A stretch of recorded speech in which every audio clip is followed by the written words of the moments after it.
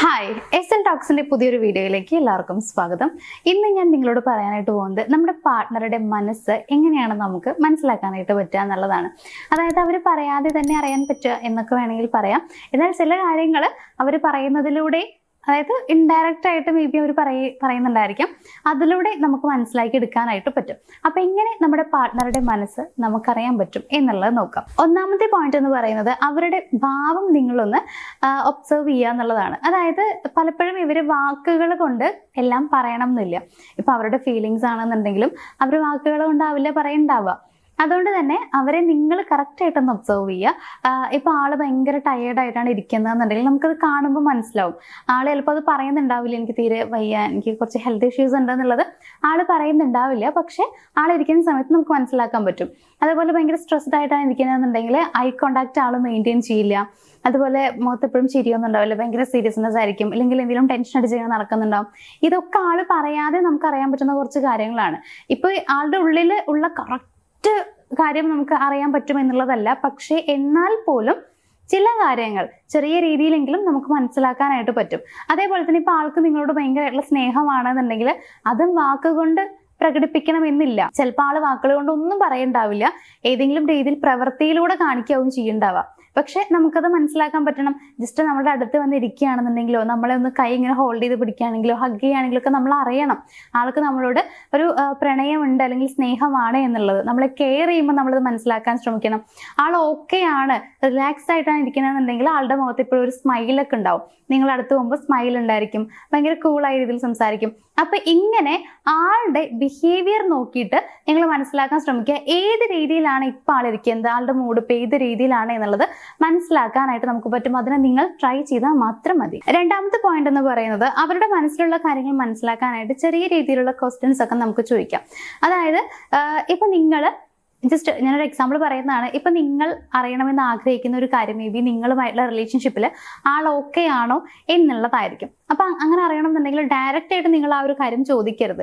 അതായത് നീ റിലേഷൻഷിപ്പിൽ ഹാപ്പി ആണോ എന്ന് ചോദിക്കുന്നതിന് പകരമായിട്ട് എന്താണ് നീ ഇപ്പൊ എക്സ്പെക്ട് ചെയ്യുന്നത് എന്നുള്ള കാര്യം ചോദിക്കാം.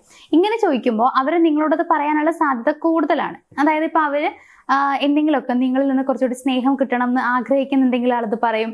അങ്ങനെ ആള് എന്ത് വേണമെന്ന് ആഗ്രഹിക്കുന്നു എന്നുള്ള കാര്യം ഓപ്പൺ ആയിട്ട് പറയാൻ സാധ്യതയുണ്ട്.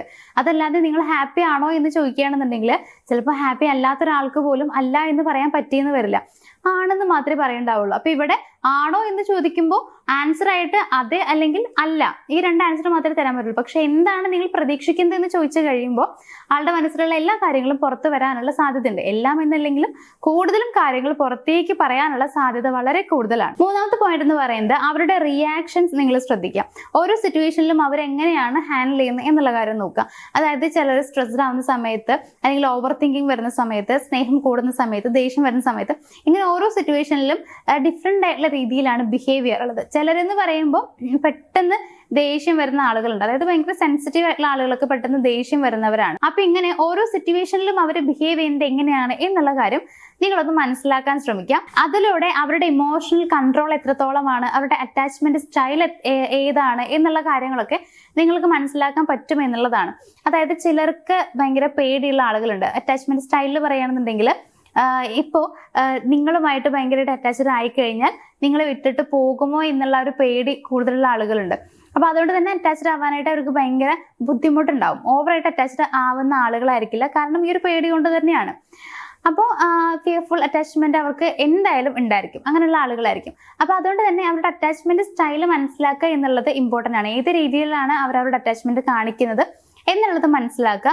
അതേപോലെ തന്നെ ആള് പെട്ടെന്ന് ദേഷ്യം വരുന്ന ആളാണോ, അല്ലെങ്കിൽ ഓരോ സിറ്റുവേഷനും ആൾ എങ്ങനെ ഹാൻഡിൽ ചെയ്യുന്നു, ഈ കാര്യങ്ങളും നിങ്ങൾ കൃത്യമായിട്ട് മനസ്സിലാക്കുകയാണെന്നുണ്ടെങ്കിൽ പിന്നീട് അങ്ങോട്ട് ഓരോ സിറ്റുവേഷനിലും നിങ്ങൾക്ക് അറിയാൻ പറ്റും ആളുടെ ഇപ്പോഴത്തെ ഇമോഷണൽ ആയിട്ടുള്ള ആളുടെ അവസ്ഥ ഇതാണ് എന്നുള്ളത് കറക്റ്റായിട്ട് നിങ്ങൾക്ക് മനസ്സിലാക്കാൻ പറ്റും. മാനസികാവസ്ഥ എന്താണ് എന്നുള്ള കാര്യം മനസ്സിലാക്കാനായിട്ട് വളരെ എളുപ്പം കഴിയുന്നുള്ളതാണ്. അപ്പൊ അതിന് വേണ്ടിയിട്ട് അവരെ കറക്റ്റായിട്ട് നിങ്ങളൊന്ന് ഒബ്സർവ് ചെയ്യുക. അപ്പൊ ഈ 3 കാര്യങ്ങൾ നിങ്ങൾ ഫോളോ ചെയ്യുന്നതിലൂടെ നിങ്ങളുടെ ഹസ്ബൻഡിന്റെ മനസ്സ് കൃത്യമായിട്ട് നിങ്ങൾക്ക് അറിയാൻ പറ്റും. കൃത്യമായിട്ടെന്ന് പറയുമ്പോൾ ഞാൻ പറഞ്ഞാൽ അവരുടെ ഉള്ളിലുള്ള കാര്യങ്ങൾ വളരെ പൂർണ്ണമായിട്ടും നിങ്ങൾക്ക് മനസ്സിലാക്കാൻ പറ്റും എന്നൊന്നും അല്ല ഞാൻ ഉദ്ദേശിക്കുന്നത്. എങ്കിലും ചെറിയ രീതിയിലൊക്കെ അവരെങ്ങനെയുള്ള പേഴ്സൺ ആണ്, അല്ലെങ്കിൽ ഓരോ സിറ്റുവേഷനും എങ്ങനെ അവർ ഹാൻഡിൽ ചെയ്യുന്നു, അല്ലെങ്കിൽ ഓരോ സിറ്റുവേഷനിലും അവരുടെ മാനസികാവസ്ഥ എന്താണ്, ഈ കാര്യങ്ങളൊക്കെ അറിയാനായിട്ട് നിങ്ങൾക്ക് പറ്റും എന്നുള്ളതാണ്. അതിന് വേണ്ടിയിട്ട് ഈ പറഞ്ഞ കാര്യങ്ങൾ നിങ്ങൾ ഫോളോ ചെയ്താൽ മതി. അപ്പോൾ ഇനി ഇപ്പോഴും ഭർത്താവിനെ കുറിച്ച് അല്ലെങ്കിൽ നിങ്ങളുടെ ഭാര്യയെക്കുറിച്ച്, പാർട്ട്ണറെ കുറിച്ച് കൃത്യമായിട്ടൊന്നും അറിയില്ല, അവർ ഓരോ സിറ്റുവേഷനിലും ഓരോ രീതിയിൽ ബിഹേവ് ചെയ്യുന്നുണ്ട്, പക്ഷെ എനിക്കൊന്നും അറിയാൻ പറ്റുന്നില്ല എന്നുള്ള ഒരു സംശയമോ അല്ലെങ്കിൽ അങ്ങനെയുള്ള തോന്നലോ ആവശ്യമൊന്നും വേണ്ട. ഈ പറഞ്ഞ കാര്യങ്ങൾ ഫോളോ ചെയ്താൽ ഏകദേശം നിങ്ങൾക്ക് ആ ഒരാളെ കൃത്യമായിട്ട് അറിയാൻ പറ്റും, ആളുടെ മനസ്സിലുള്ളത് അറിയാനായിട്ട് പറ്റും. അതിനുവേണ്ടി നിങ്ങളിത് ഫോളോ ചെയ്യുക. അപ്പോൾ എന്തായാലും ഞാൻ ഈ ഒരു വീഡിയോ ഇവിടെ വൈൻഡപ്പ് ചെയ്യുകയാണ്. നമുക്ക് മറ്റൊരു വീഡിയോയിൽ കാണാം. താങ്ക്